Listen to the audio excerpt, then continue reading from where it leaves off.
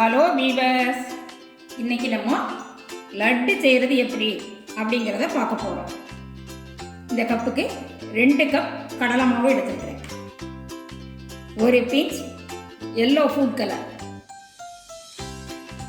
இப்போ இதில் தண்ணி சேர்த்து தோசை மாவு பதத்துக்கு கரைக்க போகிறோம். நான் இந்த மாவுக்கு 2 கப் மாவுக்கு நான் 1 கப் அளவில் தண்ணி ஊற்றி தோசை மாவு பதத்துக்கு வர்ற அளவில் இந்த மாதிரி கரைச்சி வச்சுருக்கேன். நம்ம அடுத்தது என்ன செய்யுதுங்கிறத பார்க்க போகிறோம். நான் இதுக்கு 2 கப் மாவு எடுத்துருக்கிறேன்.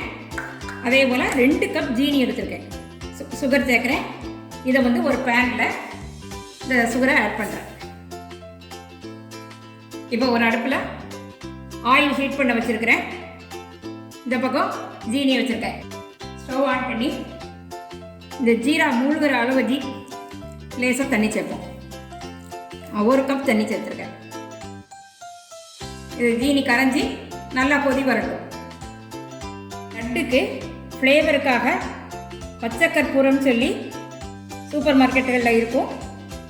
அதை நான் இதில் நல்லா கைட்டு மசித்து இதில் சேர்க்குறேன். இது ஆப்ஷனல் தான்.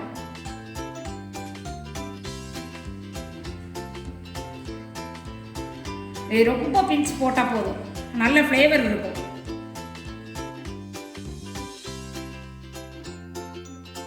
இந்த சுகர் சிரப் நல்லா கொதிச்சிருச்சு.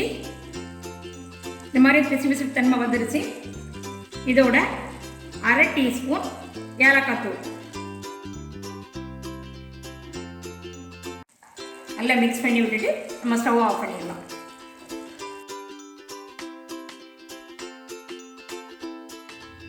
நம்ம இதுக்கு 1 டேபிள் ஸ்பூன் அளவில் கேஷ்யூ எடுத்து சின்னதாக கட் பண்ணி வச்சுருக்கோம். ரெய்சின்ஸ் கிஸ்மிஸ் 1 டேபிள் ஸ்பூன் எடுத்துருக்கோம். ரெண்டையும் இந்த ஆயிலில் ஃப்ரை பண்ணி எடுத்துருவோம். ரெய்சின்ஸ் ஃப்ரை ஆயிடுச்சு. அதை இது பவுலில் எடுத்து வைக்கிறேன். இந்த கேஷ்யூவும் ஃப்ரை ஆயிடுச்சு. அதையும் நம்ம எடுத்துருவோம்.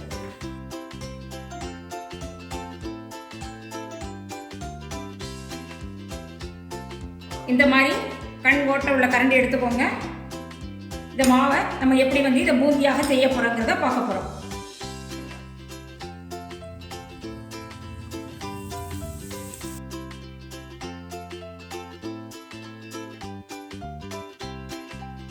இதை ரொம்ப அழுத்தாம லேசா அப்படி இது பண்ணுங்க.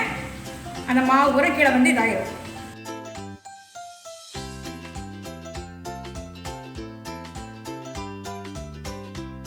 இந்த போட்டிருக்க இந்த பூந்தி ரொம்ப ஃப்ரை ஆக வேண்டாம். இதை இந்த ஸ்டேஜில் நம்ம எடுத்துடலாம். எடுத்து இந்த சுகர் சிரப்பில் இதை நம்ம ஆட் பண்ணுறோம்.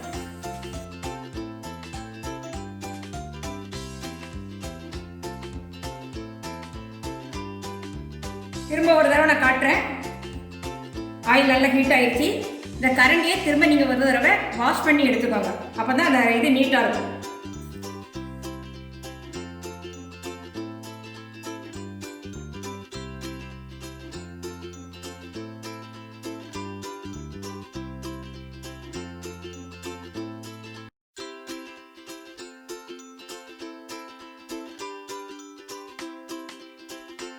நீங்கள் இது மாதிரி ரொம்ப ஃப்ரை ஆகிறதுக்கு முன்னாடி எடுத்துருங்க.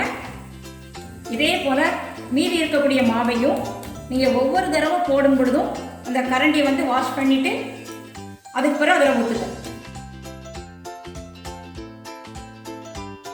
அதில் மீதி இருந்த எல்லா மாவையும் அந்த ஆயிலில் ஃப்ரை பண்ணி இந்த ஜீராவில் ஆட் பண்ணியிருக்கோம்.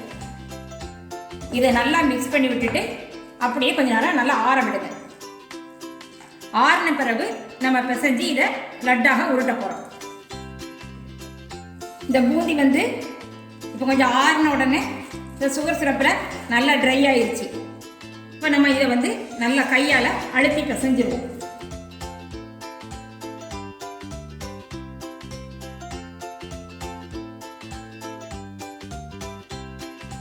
இப்போ இந்த பூந்தியை நம்ம நல்லா லட்டு பதத்துக்கு வர்றதுக்கு நல்லா பிசைஞ்சாச்சு. இதில் 1 டீஸ்பூன் நெய் சேர்க்குறேன். இதில் 1 டேபிள் ஸ்பூன் பொடி டைமண்ட் கல்கண்டு, ஃப்ரை பண்ணி வச்சுருக்கிற கேஷ்யூ கிஸ்மிஸ். இப்போ நம்ம இதை வந்து நல்லா கையால் பிசைஞ்சிருவோம். இதில் ஃப்ரை பண்ண கேஷ்யூ கிஸ்மிஸ் எல்லாம் சேர்த்து நெய் எல்லாம் சேர்த்து நல்லா மிக்ஸ் பண்ணியாச்சு. நம்ம இப்போ இதை லட்டாக உருட்ட போகிறோம்.